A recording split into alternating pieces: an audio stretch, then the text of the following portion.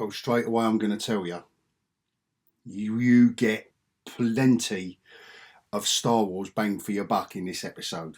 Whatever you think about it, it is this is proper Star Wars, and let's get into it after the scroll.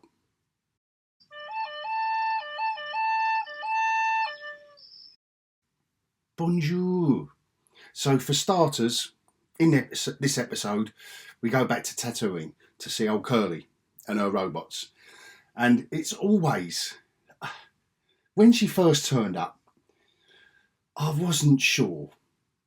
Gotta say, I wasn't sure. But I don't know whether I'm just dialing it down enough now, and I've found my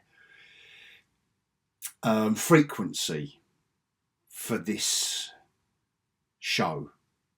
Because I know people's commentary and a lot of reviewers were saying about last week's filler. We've seen it all before episode, but if you hadn't watched Boba Fett, then you don't know why Grogu's suddenly back, do you? So if Mando was the only program you watched and you wasn't heavy on Star Wars, fandom and etc.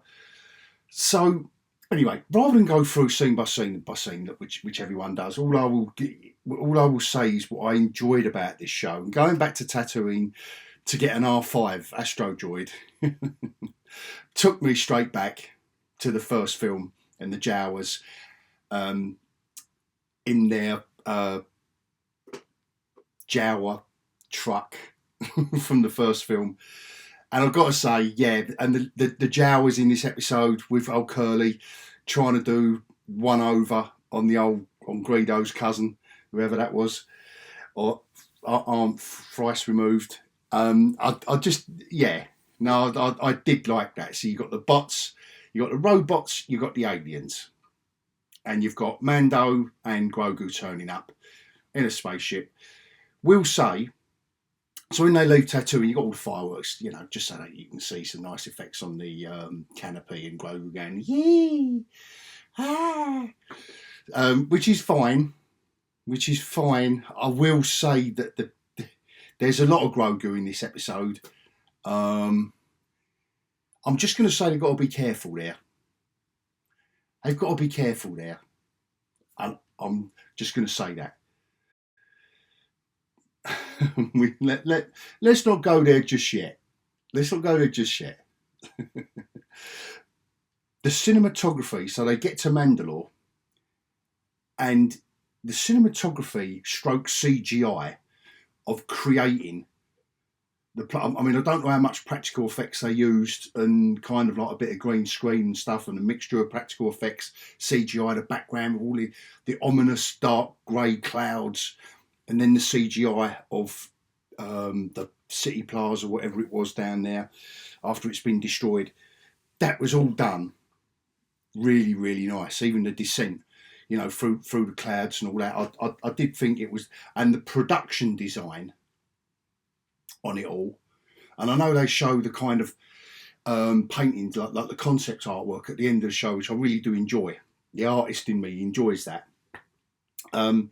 Just top marks all round. The production design, particularly when he finds that helmet in the dust, and it's a nice quiet moment, and they bring the music in, the little whistle, and then the spider or the crab creature robot thing comes along, and it's bang like that. I thought was superb. It was nice. That was a proper nice jump moment.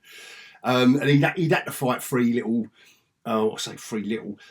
big fat monsters that looked like the Morlocks from the original Time Machine film. But I was in the dark anyway. Anyway, he dispatches them, and this spider thing's on him down in or crab, whatever it was. I think it's got a crab claw, and it's got a big eye. But it was really nicely designed and nicely done. He goes off, and again, I just thought they lulled me right in with that one, and give me a nice gut punch, and I like that. I like just a nice shock surprise. Drags him off, tells Grogu he's got to go back and get Bo-Katan. And it just so happens that on the way in to Mandalore, Din was showing Grogu all the maps in his spaceship and that. Just so happened he chose that moment. You know, you have just got to, it's Star Wars, so you have got to overlook these little things. These little things. It's never going to be perfect 'cause it's Star Wars. So, but I've got to mention it because I find it funny when he says, you know, when Mando's in the cage and says, you know, go get Bo-Katan, and it's like, ee! And I thought to myself, 10 minutes ago he showed him the map, didn't he? He told him all about the Mandalorians and how they love their maps and how they need to find their way around the galaxy. So I thought, I see what you did there, guys. I see what you did there, Favreau. But goes off and gets Bo-Katan. She comes back and she's turning into a pretty cool character as it goes. Gotta say, I'm a fan. I'm a fan of Bo-Katan. Taters, that's a t-shirt idea right there for you, sunshine. And when she comes back, though, she seems to have a better fight. So I don't know if these three Morlocks that Mando had a ruck with at the beginning are back. But there's either three more or the same three have climbed back up because he threw two off the edge. But she seemed to have a much cooler fight. Like, she had the shield and she had two guns, man. And she her fight was like well cool. Whereas Mando's was just quite a standard little kick, punch, stabby, throw kind of fight. But her one was with a shield and he, that they was really going for her. And especially when she goes at the crab spider robot thing with the dark saber, I thought that was I was in. By then I was well in. I'm well in with that Bo-Katan and the dark saber. Oh yeah, bring me more of that. And the head scurrying off. That's just some nice sci-fi elements, just right there. It was all a little bit. I don't know what it quite reminded me of. Kind of like almost like a steampunk production design on this crab robot's cave, but I liked it nevertheless. And he had all the spikes coming out up over his back, a little bit General Grievous, I suppose. But yeah, just I thought was awesome. The dark saber and Bo-Katan, she was properly cool in this, properly cool. Even saying to old Grogu, "What you looking at?" I thought, yeah, come on, girl, yeah. Let's have some of that. They have their little. It's Dismal Miners, so we are going to have a little walk and talk, but it isn't. It is just for her to show him. So no, and a little bit of exposition, which we do need. It was nicely atmospheric. It was a properly atmospheric scene. It didn't last long, and I don't mind a little break like that in between those kind of. I'm not saying this was action-packed, this episode, but that was a nice bit of background to the lore of Mandalore. Oh God, I'm coming up with some t-shirt ideas, taters. Anyway, and so he's bathing in these. Finally, we're on Mandalore, yay! And he's finally found the waters, yay! And he gets in. And then falls down a big hole. But it was so nicely done, old Bo-Katan getting the old jets going and straight in. But he fell a long way, didn't he? It was, as soon as he plopped, she went, oh, wow, she was in. He was about half a mile down. So I don't know whether his armour weighs a lot more than her. Anyway, it's Star Wars, so I was still enjoying this scene because, again, Bo-Katan is looking cool with the jetpack underwater because obviously it must be designed to be used in the vacuum of space and low atmospheric conditions and blah, blah, blah, blah, blah. So obviously she can use it underwater. That's great. Brings him up. And on the way up, just seeing that glimpse that I assume is the mithril, whatever they was on about, when they was having their walk and their talk, because you just see the eye. But again, I liked it. Nicely done. I like the fact that, he's not really too bothered. And does this mean that this is the mythical monster that they was waffling about from the original Mandalorian? And somehow this means that Mando is blessed because he's bathed with this monster. I don't know.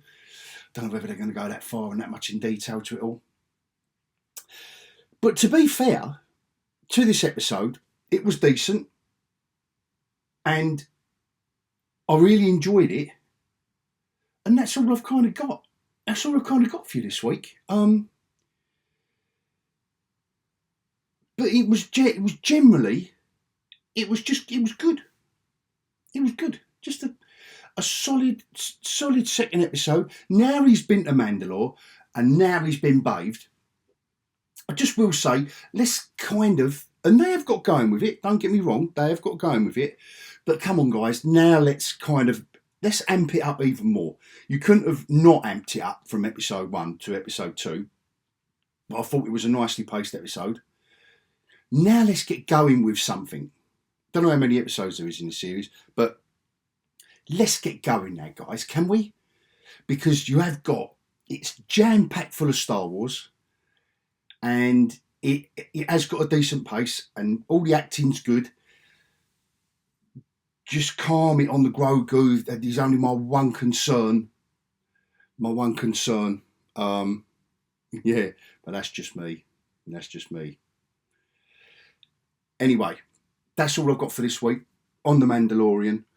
And if you made it this far, please like, subscribe, and give me a little comment, whatever, because all of this stuff is helping all the creators of this content at the level I'm at.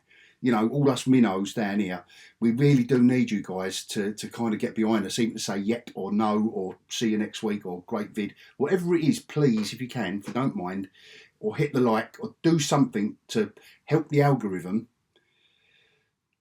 show YouTube that you're all out there.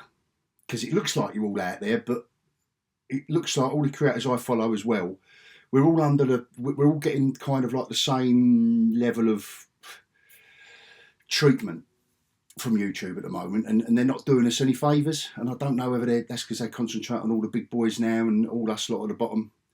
But anyway, won't waffle on anymore. And for this week on The Mandalorian, episode 2, I will bid you adios.